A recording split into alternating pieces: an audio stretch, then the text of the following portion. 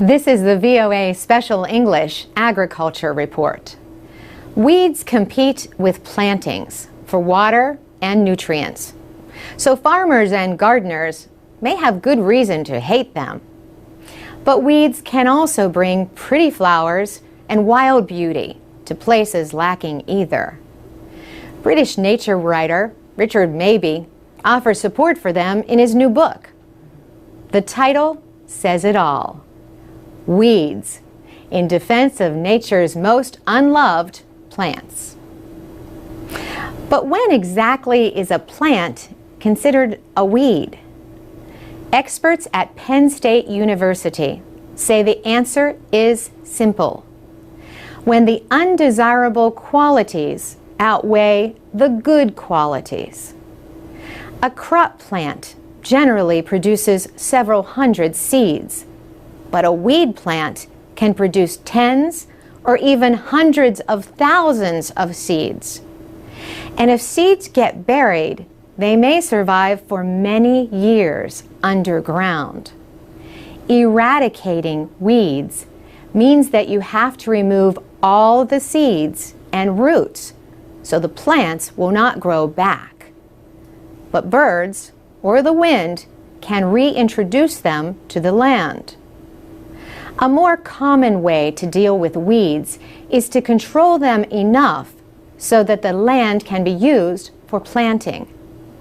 Experts advise using 2 or more control methods to deal with weeds. Chemical weed killers or natural treatments like corn gluten can suppress weed growth, but so can dense planting. Bill Curran is a professor of weed science at Penn State. He says a dense, competitive crop that quickly shades the soil from the sun will help reduce weed growth. Other controls include turning over the soil, pulling the weeds, or covering them with mulch made of wood, garden waste, or other material. But even mulch has its limits. Natural resource specialists point out that weeds can be transported in mulch. This is also true of soil, grain, hay, and animals. Yet animals like sheep or goats eat weeds, so they can provide a biological control. Insects and other organisms can also act as biological controls. Preventing the spread of weeds is an important part of weed management. Farm vehicles should be kept out of areas with weeds. If that is not possible, then clean off the equipment and your shoes when leaving. Some people burn weeds or bury them deep in the ground, or make them into mulch. Professor Curran says another way to make use of weeds is to compost them. The process of making organically rich compost produces heat.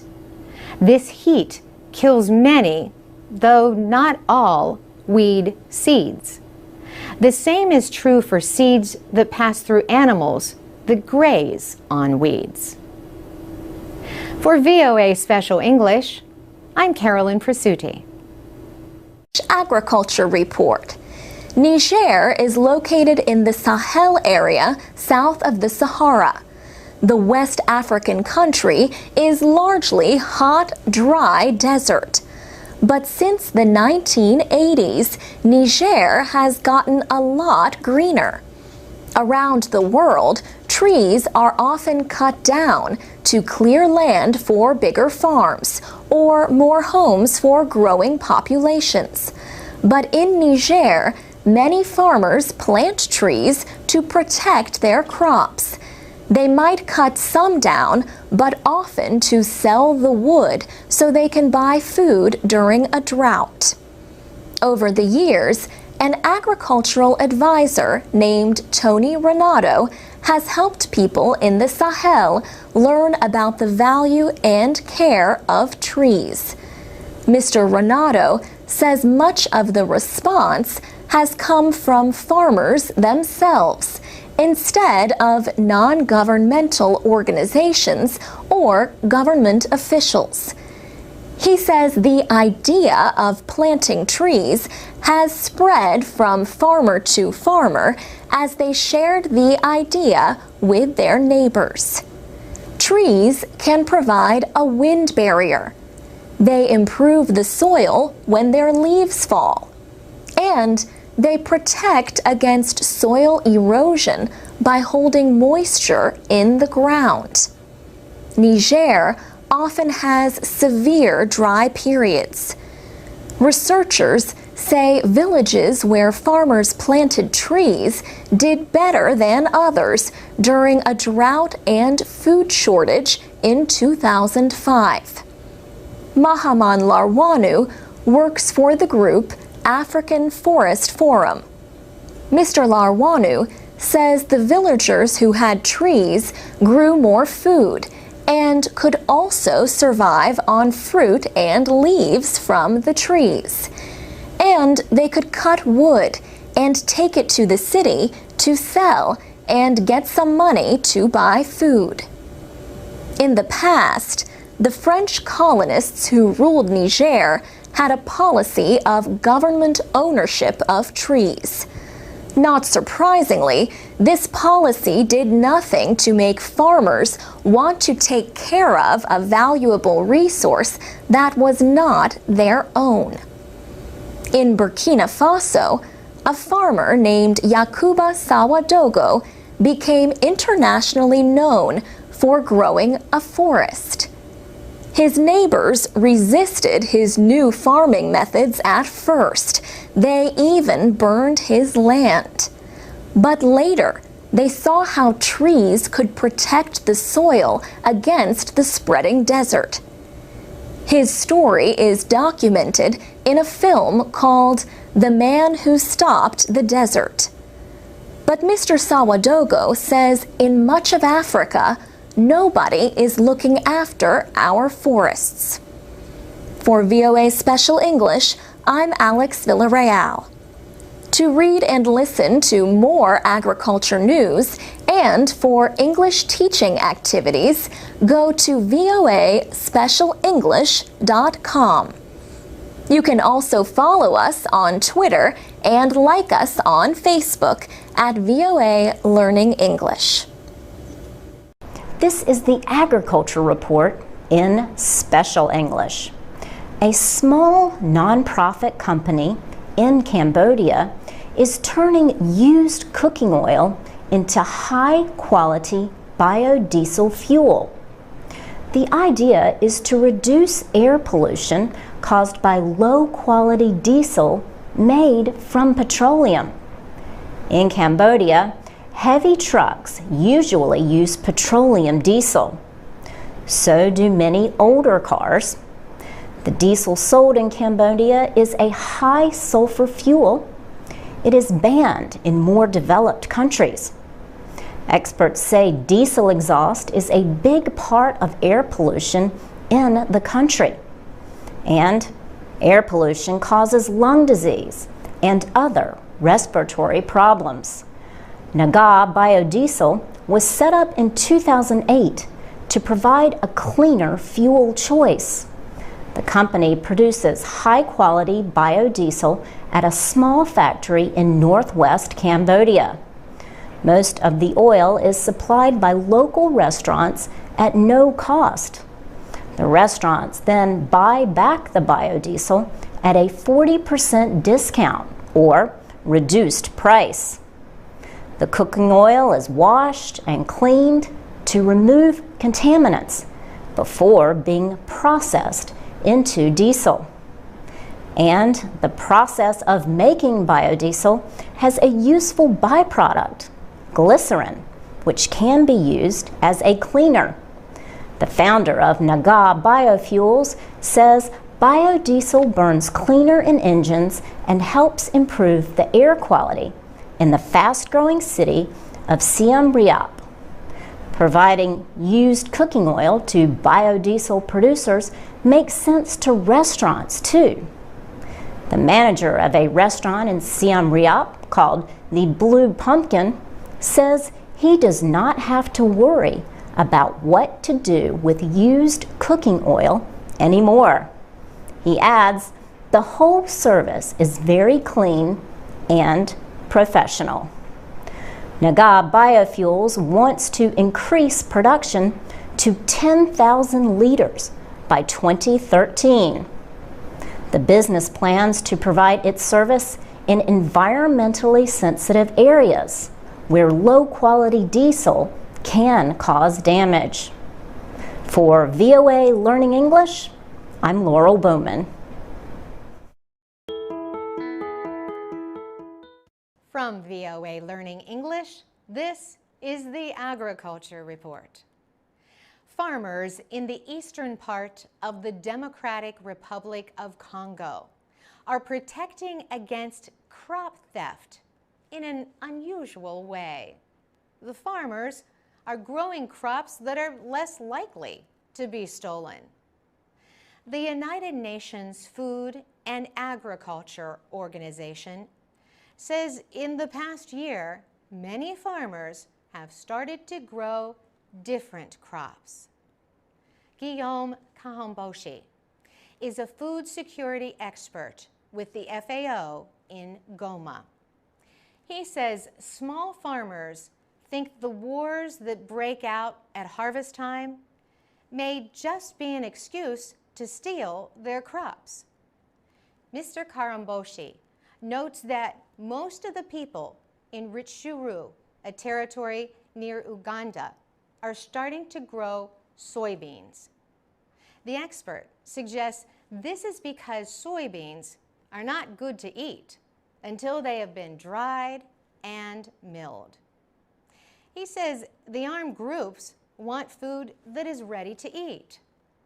In addition, there is good demand for soybeans in Uganda for making biscuits and other processed foods. Farmers in Masisi, another war-stricken territory in Uganda, are switching to growing cassava. Frank Muki is an agronomist at Goma University. He agrees that soybeans are less likely to be stolen, but he is not so sure about cassava, which is called manioc in Congo. He says cassava is more of a risk because it is a staple food. Cassava is not necessarily easy to steal, but it is easily destroyed. The non-governmental organization Concern spoke with people in villages in Masisi. The group reports that there was less theft of cassava than of other crops. Years of war and ethnic conflict in parts of eastern Congo have divided communities there. This means villagers' crops are as likely to be stolen by their neighbors as by the armed groups. For VOA Learning English, I'm Carolyn Presutti.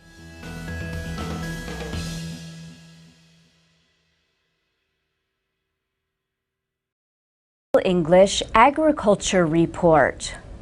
Farmers in Haiti plant about 60% of their crops in the spring. But this spring is a struggle with disaster.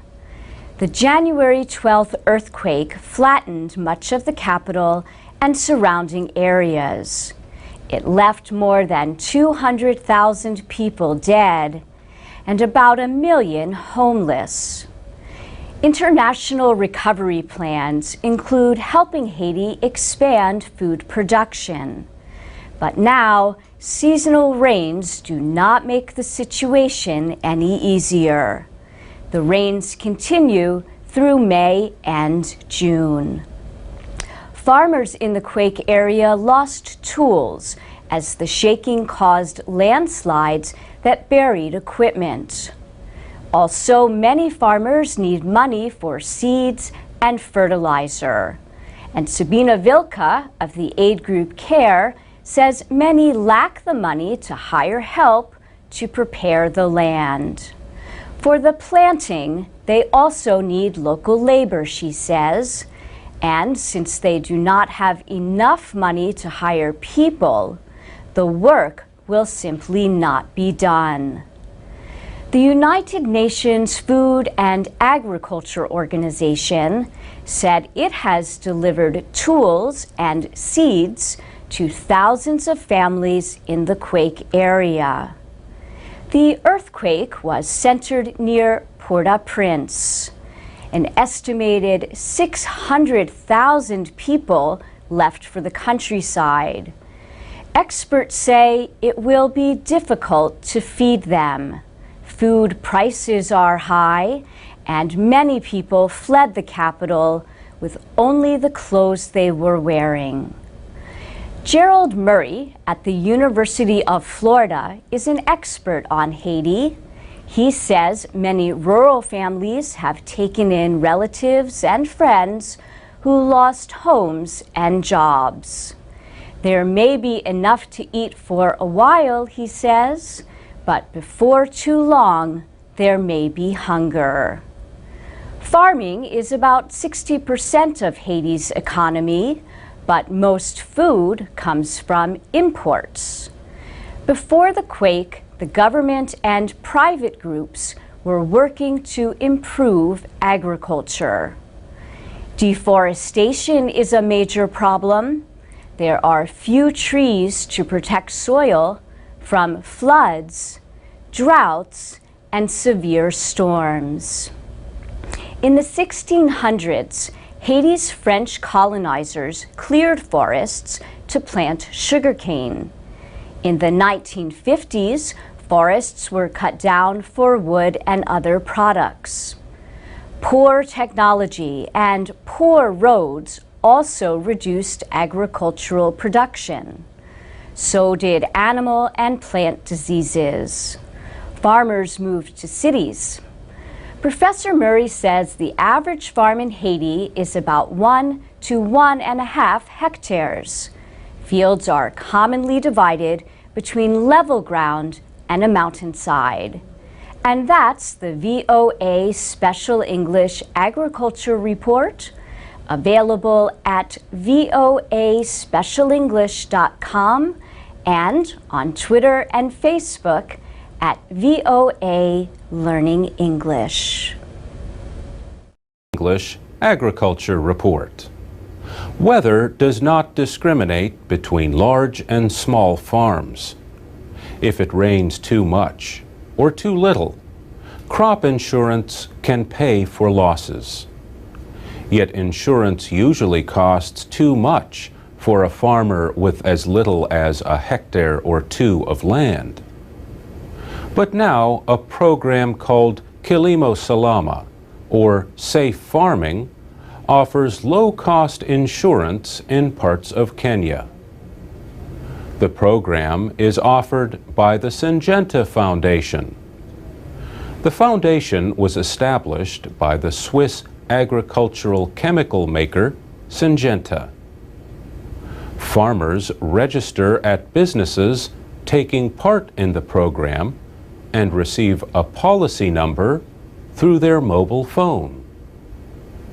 Every time the farmers buy seeds, fertilizer, or other inputs, they pay an extra 5% in addition to the price.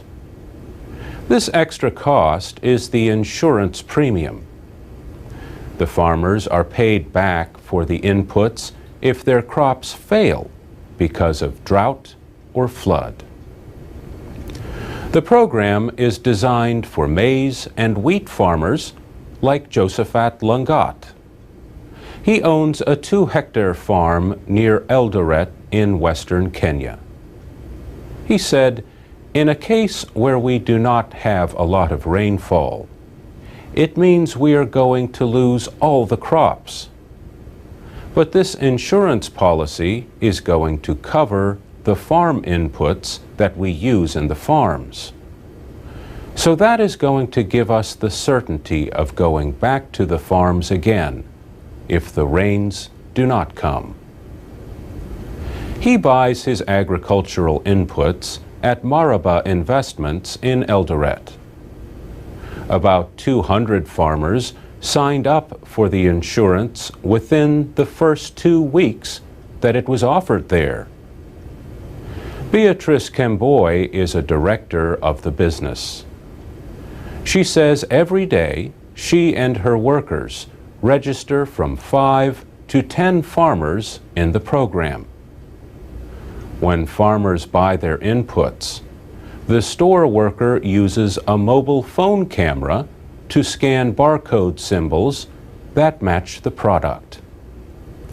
A text message confirming the policy number and sale is then sent automatically.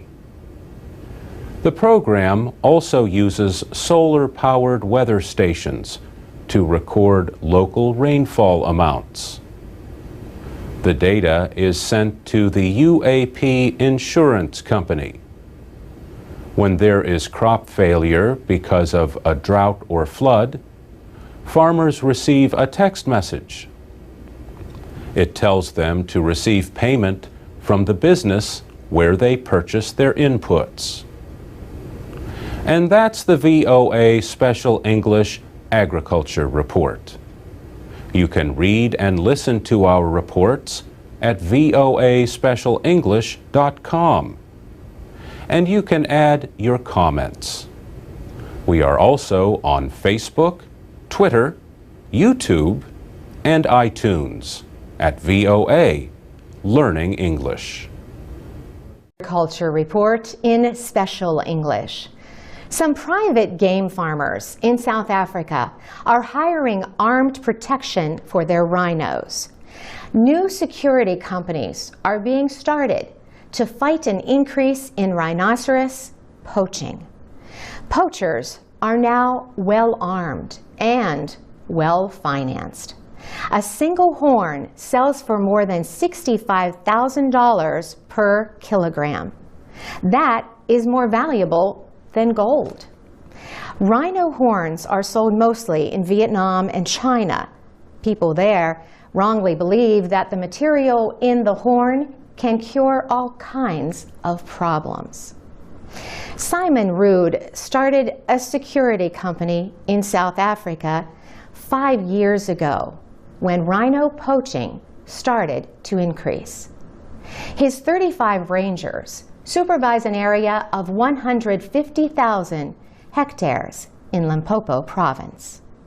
Simon Rood was a soldier in the South African Army and gives military training to his rangers. He says they have never lost a rhino to poaching.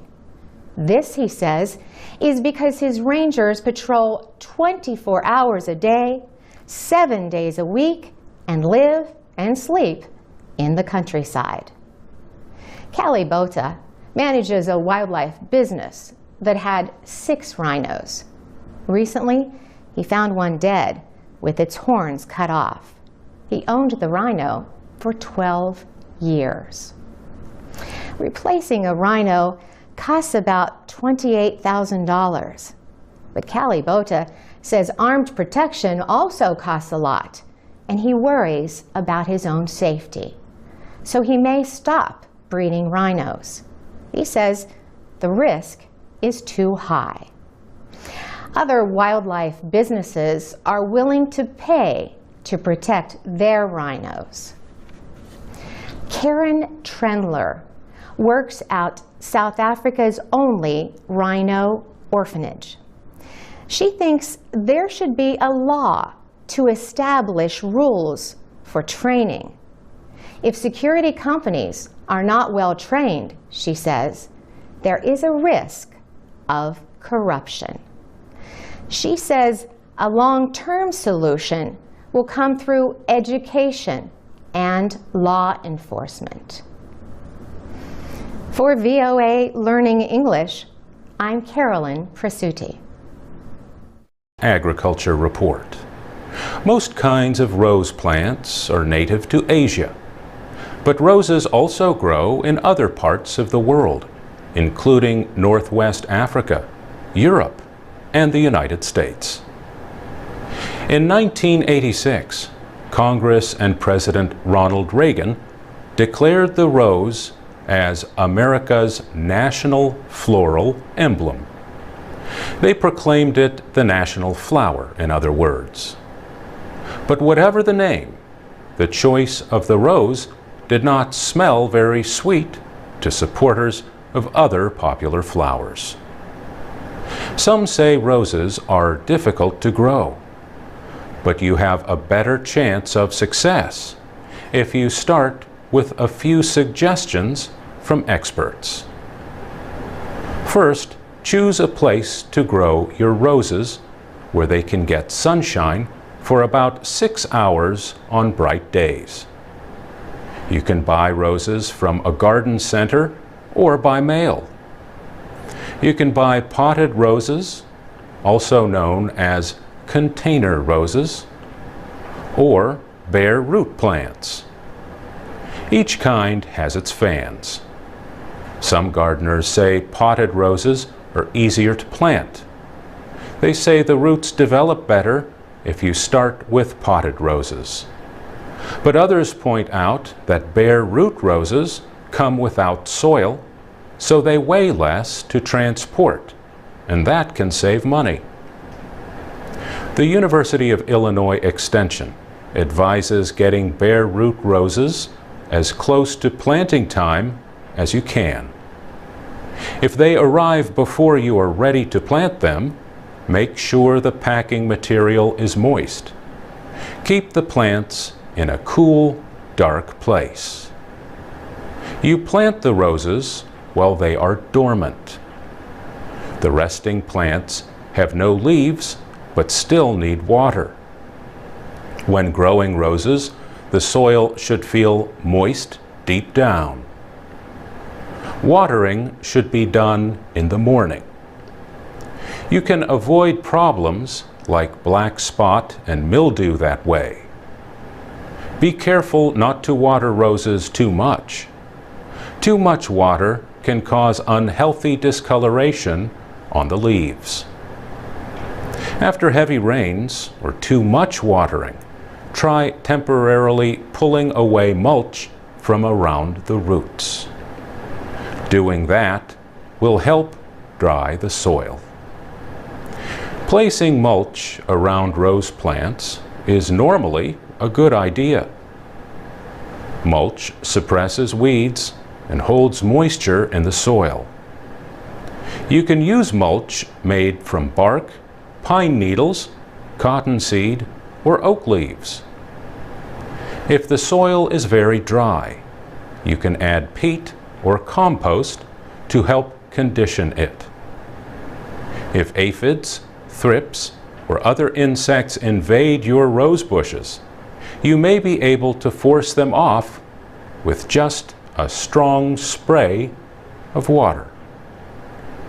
For VOA Special English, I'm Mario Ritter.